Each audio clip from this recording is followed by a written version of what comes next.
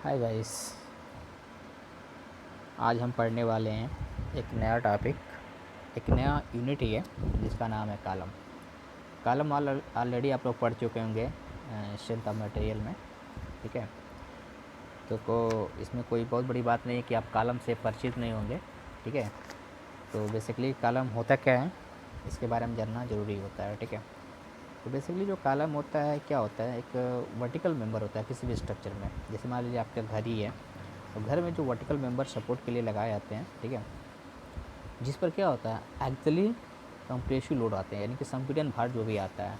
ठीक है, एक्चुअली संपीड़न भार जो भी आता है कंप्रेसिव लोड, उसको क्या करता है, रजिस्ट करता है। ठीक है, और जो लोड रजिस्ट करता है उसको नीचे फिर ट्रांसफ़र करता रहता है। ठीक है, फिर अगर हम बात करें, अगर इसको प्रॉपर वे में डिफ़ाइन किया जाए, ठीक है, क्या किया जाए, प्रॉपर वे में डिफ़ाइन किया जाए, तो इसको ऐसे हम डिफ़ाइन कर सकते हैं, ऐसे वर्टिकल पाए।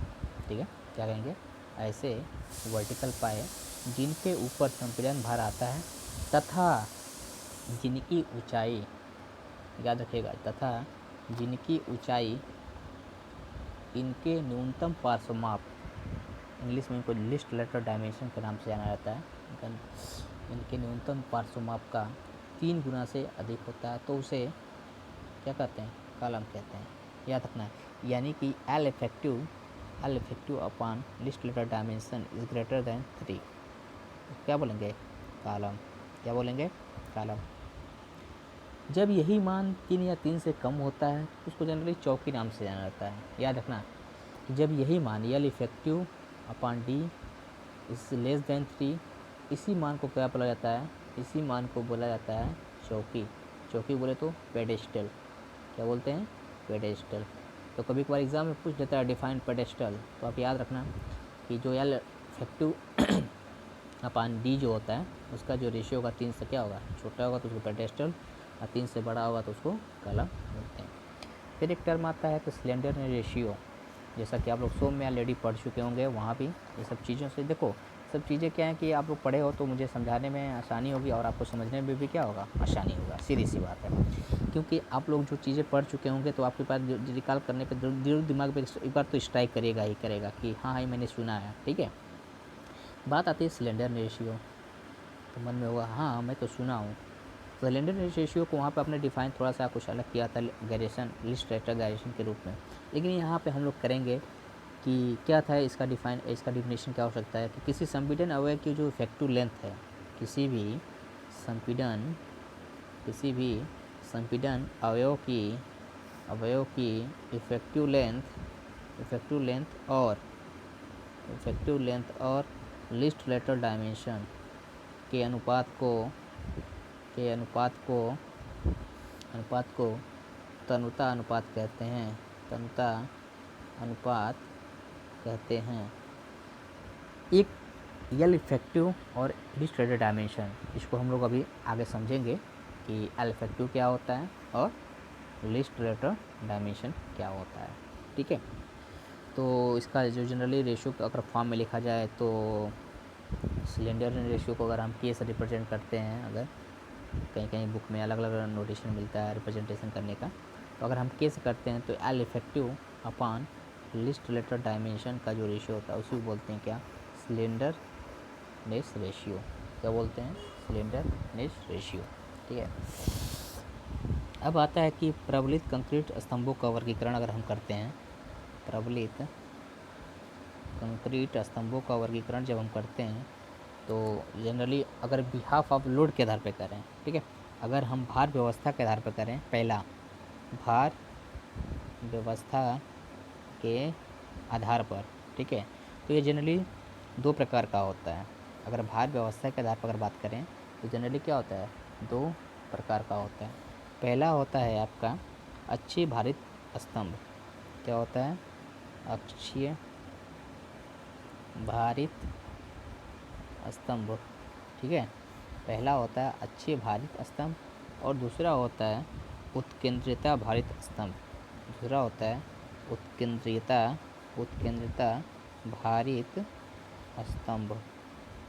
ठीक है, तो अब देखो एक फिगर मैं ध्यान से देखना, इस फिगर इसमें मैं बनाया भी हूँ इस फिगर में, कि कोई भी एक कॉलम ऐसा है, जैसे वर्टिकली होगा, कॉलम है तो वर्टिकली होगा, जो कोई लोड हो, जो ऊपर से लोड आए तो उसके क्या हो, ऊर्ध्वाधर अक्ष के संपाती होते हुए उनके उसके सीरीज होते हुए गुजरे। ठीक है, तो वो बोलते हैं अच्छे भारित। ठीक है, तो इसको हम कह सकते हैं कि जब स्तंभ पर आ रहे भार की क्रिया रेखा, याद रखना, जब स्तंभ पर आ रहे भार की क्रिया रेखा स्तंभ के ऊर्ध्वाधर अक्ष के संपाती होता है। ठीक है, क्रिया रेखा ऊर्ध्वाधर अक्ष के क्या होता है, संपाती होता है। तो ऐसे स्तंभों में केवल, याद रखना, कंप्रेसिव स्ट्रेस उत्पन्न होते हैं, यानी कि ऐसे स्तंभों में केवल संपीड़न संपीड़न प्रतिबल उपजते हैं। ठीक है, या उत्पन्न होते हैं। ठीक है, जैसा कि हमने फिगर में भी दिखाया है, कलम बनाकर कुछ लोड अगर आ रहा है तो उसका कैसे उसका एक्शन। ठीक है, फिर अगर बात आता है सेकेंड, इसेंट्रिसिटी लोडेड कॉलम, यानी कि इसको बोलते हैं उत्केंद्रिता भारित स्तंभ। क्या बोलते हैं, उत्केंद्रिता भारित स्तंभ। तो इसको ध्यान से देखिएगा, मैंने फिगर में यहाँ बनाया है कि एक कॉलम है वर्टिकल कॉलम है जिस पर पी लोड आ रहा है। पी लोड सेंटर से न होकर, सीरीज से न होकर के कहाँ जा रहा है, कुछ दूरी ई से जा रहा है। ठीक है, तो जब स्तंभ पर आ रहे भार की क्रिया रेखा स्तंभ के वर्टिकल एक्सिस के संपाती नहीं होती है, याद रखिएगा, जब स्तंभ पर आ रहे भार की क्रिया रेखा स्तंभ के वर्टिकल एक्सिस के संपाती नहीं होती है, इससे स्तंभ पर सीधे संपीड़न प्रतिबलों के साथ साथ बंकन आघूर्ण क्या होते हैं, बंकन स्ट्रेस भी जनरेट होते हैं। याद रखना, ऐसे संपीड़न प्रतिबलों के साथ साथ बंकन स्ट्रेस भी क्या होते हैं, या प्रतिबल भी उपजते हैं, जो तनन प्रतिबलों को क्या करते हैं, उत्पन्न करते हैं। तो बेसिकली यहाँ पे ध्यान देने वाली बात ये है कि अगर दो टर्म ऐसा पूछतेगा, अगर बार के लोड पे आप डिवाइड करो तो आप दो चीज़ों में क्लासीफाई करोगे, पहला अच्छे भारित स्तंभ, दूसरा है आपको क्या, उत्केंद्रिता। अच्छी भारित में उसके ऊर्ध्वाधर अक्ष के संपाती दिखाएंगे और उत्केंद्रिता भारित में क्या करेंगे, उसके संपाती न होकर कुछ दूरी ई पे इसको डिनोट करते हैं। ठीक है, मैंने बताया था ऊपर हम लोग पढ़ रहे थे सिलेंडर रेशियो, तो उसमें एक टर्म आया था एल इफेक्टिव। क्या टर्म आया था, एल इफेक्टिव। तो एल इफेक्टिव दो टर्म आएगा, L effective and unsupported length, प्रभावी लंबाई और अनसपोर्टेड लेंथ, ये दोनों में क्या बेसिकली अंतर होता है। तो अगर आप शायद सोम पढ़े होंगे तो वहाँ पे भी शायद इसका डिस्कशन हुआ होगा बेसिकली। ठीक है, तो मैं एक बार फिर से रिपीट कर दे रहा हूँ। जो आपका, जैसे मान लीजिए कोई भी एक बीम है आपका जिसका दोनों सिरा क्या है, फिक्स है, इन कंडीशन क्या है, दोनों सिरा फिक्स है। तो आप देखते हैं कि जो आपका बकल पोर्शन होता है ना, वो जनरली क्या होता है, वही एल इफेक्टिव होता है। जितना पोर्शन बकल किया हुआ होता है under the action of load, जब लोड पड़ता है कॉलम पे, तो जितना बकल होता है ना एक्चुअली में, वही पोर्शन क्या कहलाता है, वही पोर्शन कहलाता है एल इफेक्टिव। ठीक है, फिर बोलेंगे सर अनसपोर्टेड लेंथ क्या होता है, तो अनसपोर्टेड लेंथ क्या करना है, unsupported length of column is the clear height या height between floor and the lower level of the ceiling. Ceiling का मतलब जहाँ फैन लगाते हैं ना, सीलिंग फैन सुना ही होगा आपने, तो वहाँ से जहाँ सीलिंग फैन एकदम लटक रहा होता है उस पोर्शन से लगा करके और फ्लोर लेवल तक, यानी कि जहाँ हम खड़े हैं जिस पैर तक, ठीक है, जो हाइट होती है उसको बोलते हैं क्या, अनसपोर्टेड लेंथ। क्या बोलते हैं, अनसपोर्टेड लेंथ। तो याद रखिएगा कि जब ये इफेक्टिव लेंथ को डिफाइन करना रहेगा तो उसको बोलिएगा it is defined as that length of column which takes parts in buckling under the action of load. ठीक है, यानी कि जब भी कॉलम पे लोड आएगा तो उसके थ्रू जो बकल वाला पोर्शन होगा, वो जो पोर्शन होगा वो क्या होगा, वो एल इफेक्टिव होगा, और सबसे टॉप से लगा करके बॉटम तक का जो डिस्टेंस होगा या हाइट होगा उसको बोलते हैं अनसपोर्टेड लेंथ। फिर एक नया टर्म आया था कि सर लिस्ट लेटरल डायमेंशन क्या होता है, लिस्ट लेटरल डायमेंशन। इसका यूज आगे सवालों में भी बहुत आएगा कि लिस्ट लेटरल डायमेंशन क्या होता है, अलग अलग स्क्वायर कॉलम के लिए क्या होगा, रेक्टेंगुलर कॉलम के लिए क्या होगा, और सर्कुलर कॉलम के लिए क्या होगा। ठीक है, बेसिकली यही तीन कॉलम के बारे में जनरल एग्जाम में पूछे जाते हैं, खासतौर पर सर्कुलर कॉलम के लिए इम्पोर्टेंट होता है। ठीक है, अगर बात करें लिस्ट लेटर डायमेंशन, तो आपको मैं बता दूं कि स्तंभ के अनुप्रस्थ काट की चौड़ाई अथवा मोटाई जो भी न्यूनतम होती है, याद रखिएगा, यानी कोई भी क्रॉस सेक्शन है आपका, ठीक है, अनुप्रस्थ काट है, उसमें से जो भी चौड़ाई अथवा मोटाई में जो भी न्यूनतम हो, जैसे सपोज डैट अगर 200 चौड़ाई है, ठीक है, और मोटाई आपकी 400 है, इसमें साबियत सी बात है न्यूनतम कौन है, 200, तो यानी कि लिस्ट लेटर डायमेंशन क्या हो जाएगा, 200 हो जाएगा, ठीक है। तो जो न्यूनतम वैल्यू होती है ना, वही स्तंभ का क्या कहलाता है, लिस्ट लेटर डायमेंशन कहलाता है। ध्यान रखिएगा, जो भी न्यूनतम वैल्यू होती है वही क्या कहलाता है, वही आपका कहलाता है लिस्ट लेटर डायमेंशन। अगर हम बात करें स्क्वायर, अगर हम बात करें स्क्वायर, तो स्क्वायर में क्या होता है, स्क्वायर में क्या होता है, वर्गाकार में क्या होता है, चारों जो भुजा होती है वो बराबर होती है, ठीक है, चारों भुजा क्या होती है, बराबर होती है। तो हमको बेसिकली यही ध्यान देने वाली बात है कि जो भुजा बराबर होगी, ठीक है, जो भुजा बराबर होगी बेसिकली, तो उसमें से दोनों भुजा समान होगा तो कोई भी आप ले सकते हो लिस्ट लेटर डायमेंशन, कोई भी लिस्ट लेटर डायमेंशन ले सकते हो। लेकिन जैसे एग्जांपल के तौर पे अगर हम कोई ले लें आपका स्क्वायर कॉलम 400 का, ठीक है, 400 का, तो क्या होगा, 400 का अगर ले लें अगर हम कोई स्क्वायर कॉलम, तो हम देखेंगे कि 400 इसका भी है, 400 इसका भी है, तो उस केस में तो भाई मिनिमम 400 ही होगा बेसिकली इसमें तौर पे देखा जाए तो, ठीक है। अगर बात करते हैं इसकी रेक्टेंगुलर की, अगर बात करते हैं रेक्टेंगुलर कॉलम, तो उस केस में आप देखेंगे कि जो उसकी चौड़ाई होती है, ठीक है, वो ज़्यादा है, मान लीजिए 400 है और 200 इसकी, तो उस केस में आप देखेंगे कि 200 क्या है, मिनिमम है, तो हम इस केस में कहेंगे कि जो लिस्ट लेटर डायमेंशन है वो कितना है, 200 mm है। क्या कहेंगे, 200 mm है। बात आती है सर्कुलर, अब इसमें कौन सा लेंगे भैया लिस्ट लेटर डायमेंशन, तो याद रखिएगा वृत्ताकार स्तंभ के लिए, याद रखिएगा वृत्ताकार स्तंभ के लिए, वृत्ताकार स्तंभ के लिए इनका व्यास ही, स्तंभ के लिए इनका व्यास ही क्या कहलाता है, इनका व्यास ही, इनका जो डाया है वही उनका न्यूनतम पार्श्व माप कहलाता है। तो जब भी अगर डाया मान लीजिए 600 mm है या 450 mm है, तो जो इसका डाया होता है वही उसका क्या होता है, LLD होता है, यानी कि लिस्ट लेटरल डायमेंशन, क्या कहलाता है लिस्ट लेटरल डायमेंशन। फिर बात आते हैं सेकंड टाइप का, on the basis of length. अगर हम क्लासीफाई करें तो पहला हमने क्लासीफाई किया क्या, लोड के बिहाफ पे, सेकंड करें on the basis of length, on the basis of length.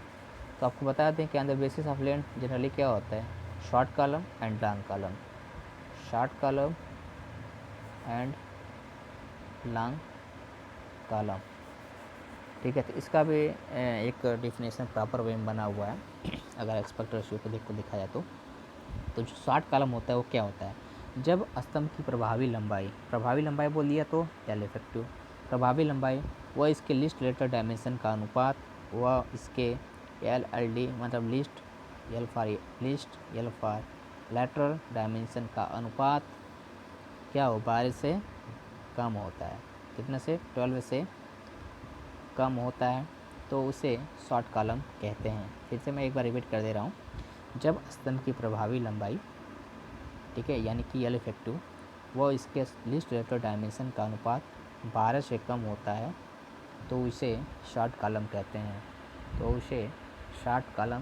हैं, ठीक है। तो L effective upon least lateral dimension is less than 12 is known as short column. अब बात आती है लॉन्ग कॉलम क्या होता है, ठीक है। अब क्या होगा, लॉन्ग कॉलम क्या होता है, तो बेसिकली जब किसी स्तंभ की प्रभावी लंबाई यानी कि एल इफेक्टिव व इसके लिस्ट लेटर डायमेंशन का अनुपात यानी कि LLD लिस्ट लेटर डायमेंशन, या इसको हिंदी में बोलते हैं न्यूनतम पार्श्व माप, 12 से अधिक होता है, जो अनुपात होता है इन दोनों का, एल इफेक्टिव और LLD का अनुपात जो होता है 12 से क्या हो, 12 से अधिक होता है, तो उसे बोलते हैं, तो उसे क्या बोलते हैं, तो उसे लॉन्ग कॉलम कहते हैं, लिख लीजिए, L effective upon least data dimension is greater than 12 is known as class column. ठीक है, ये किस बिहाफ पे, लेंथ के बिहाफ पे कॉलम का क्लास वर्गीकरण था। अब आता है on the basis of safe, third आएगा on the basis of safe, यानी सेप के आधार पर हम किसका क्लासिफिकेशन कितने प्रकार से कर सकते हैं।